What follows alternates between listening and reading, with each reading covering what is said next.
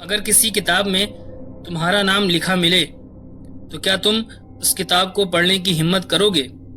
उत्तराखंड की पहाड़ों में छिपा कुशीनगर, जहां कहा जाता है कि लोग अचानक लापता हो गए और कभी उस गांव में वापस नहीं लौटे। रोहित और निधि उस गांव में उस रहस्य का पर्दाफाश करने आए थे। क्या सच में कुशीनगर शापित था? अगर गांव के लोग अचानक गायब हो गए थे तो उनका कोई निशान क्यों नहीं मिला? आइए इस कहानी की कड़ियों को सुलझाने की कोशिश करते हैं।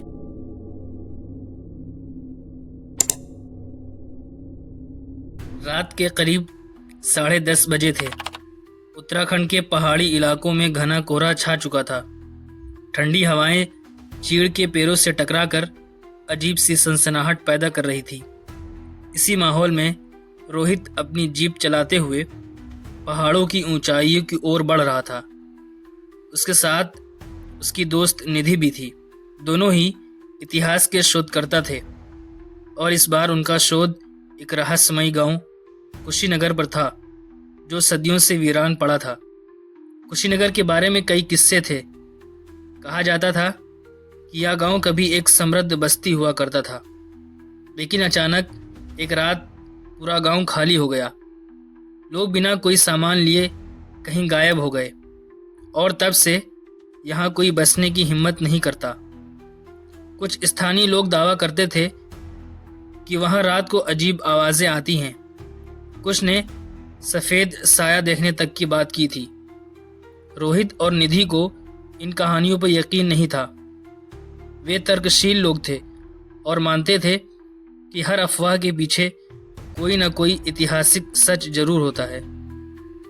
दोनों ने जीप गांव के बाहरी इलाके में खड़ी की और टार्च जलाकर भीतर बढ़ने लगे। कुशीनगर अब पूरी तरह से उजड़ चुका था। पुराने जर्जर मकान जिनकी दीवारों पर काई जम गई थी, टूटी फूटी खिड़कियां और जगह जगह उगाई झाड़ियां इस बात की गवाह थी कि यहाँ कई वर्षों से कोई नहीं आया था।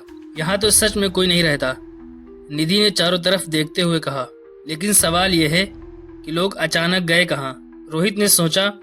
वह एक पुराने मंदिर की ओर बढ़े जो गांव के ठीक बीचों बीच था। वहाँ एक टूटी हुई शिलालेख पड़ी थी जिस पर संस्कृत में कुछ लिखा हुआ था। निधि ने उसे पढ़ने की कोशिश की। शपथ भूमि, रक्त के अर्पण से मुक्ति। शब्द अधूरे थे, लेकिन उनके पीछे की कहानी जरूर गहरी थी।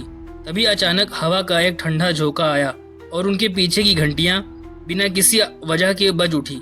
ये तो अजीब है, निधि ने थोड़ा असहज होते हुए कहा। तभी उन्हें मंदिर के अंदर एक हल्की सी रोशनी दिखी, किसी जलते हुए दीपक की तरह। यहाँ कोई और भी है क्या?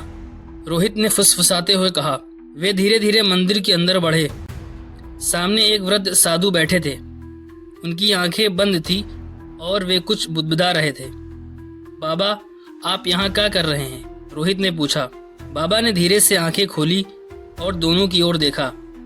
उनकी आंखों में अजीब सी चमक थी। तुम्हें यहाँ नहीं आना चाहिए था, उन्होंने धीमे लेकिन गूंजते हुए स्वर में कहा। क्यों बाबा, इस गांव में ऐसा क्या है? निधि ने जिज्ञासा से पूछा।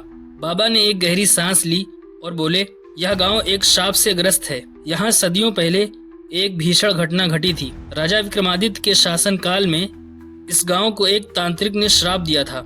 राजा ने उस तांत्रिक को छल से हराकर मार डाला था, लेकिन मरने से पहले उसने ये श्राप दिया कि जो भी इस गांव में रात बिताएगा वह जीवित नहीं बचेगा।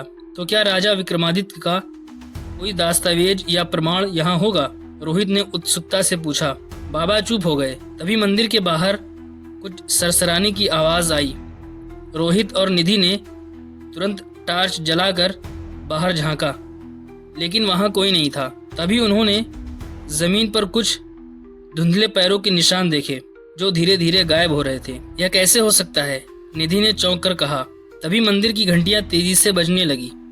बाबा ने कहा, तुम्हें यहाँ से तुरंत निकल जाना चाहिए। लेकिन रोहित को एक पुरानी हवेली दिखी जो आधी खंडहर हो चुकी थी। वह उसकी ओर कदम बढ़ाने लगा। हवेली के अंदर घुसते ही उन्हें एक पुराना तख्त मिला जिस पर किसी की तस्वीर जली हुई अवस्था में थी। एक अलमारी के अंदर एक रजिस्टर रखा था जिस पर आखिरी एंट्री लिखी थी। आज रात कुछ अजीब हो रहा है, हमें अजीब परछाइयां दिख रही हैं। राजा का अभिशाप शायद सच था। अगर कोई ये पढ़ रहा है तो कृपया यहाँ न रुके, क्योंकि हम जा रहे हैं हमेशा के लिए। यानी गांव के लोग अचानक नहीं भागे थे, बल्कि किसी अनदेखी शक्ति से डर कर चले गए थे। निधि ने कहा। तभी एक जोरदार चीख हवेली में गूंज उठी। दोनों ने तुरंत बाहर की ओर भागना शुरू किया। मंदिर की घंटियां तेजी से बजने लगी। हवा का वेग अचानक बढ़ गया। जैसे ही वे जीप के पास पहुंचे, बाबा वहां खड़े थे। तुम बच गए, लेकिन ध्यान रखना, यह जगह हमेशा तुम्हें बुलाएगी, बाबा ने कहा।